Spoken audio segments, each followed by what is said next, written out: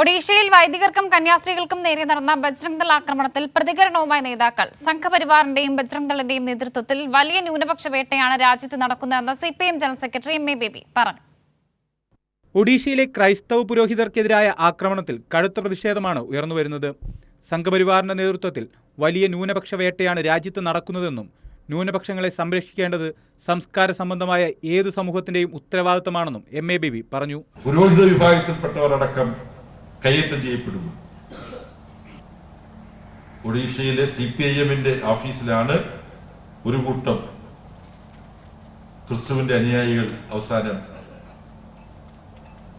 അഭയസ്ഥലമായി കണ്ടത്. അപ്പൊ ന്യൂനപക്ഷങ്ങളെ സംരക്ഷിക്കുക എന്നത് സംസ്കാര സമ്പന്നമായ ഏത് സമൂഹത്തിന്റെ സ്വഭാവമാണ്. വൈദികർക്കെതിരായ ആക്രമണത്തിൽ പ്രക്ഷോഭങ്ങൾ ഉയർന്നുവരണമെന്ന് മന്ത്രി മുഹമ്മദ് റിയാസ് പറഞ്ഞു.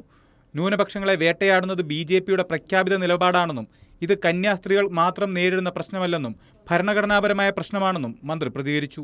കേരളത്തിൽ കേക്ക് മുറിക്കുകയും കേരളത്തിന് പുറത്ത് വേറെന്തെങ്കിലും മുറിക്കുകയും ചെയ്യുന്ന രീതിയൊക്കെ തന്നെ നാട്ടിലെ ആളുകൾ മനസ്സിലാക്കുന്നുണ്ട്. അപ്പോൾ അത് പ്രഖ്യാപിത നിലപാടാണ്. ആ പ്രഖ്യാപിത നിലപാടായിട്ടാണ് അവർ പോകുന്നത്. രാജ്യത്ത് പൗരാവകാശവും ജനാധിപത്യവും തടയപ്പെടുന്നുവെന്നും ഭീതികരമായ നിലപാട് രാജ്യത്ത് നിലനിൽക്കുന്നുവെന്നും മന്ത്രി AK ശശീന്ദ്രൻ പറഞ്ഞു.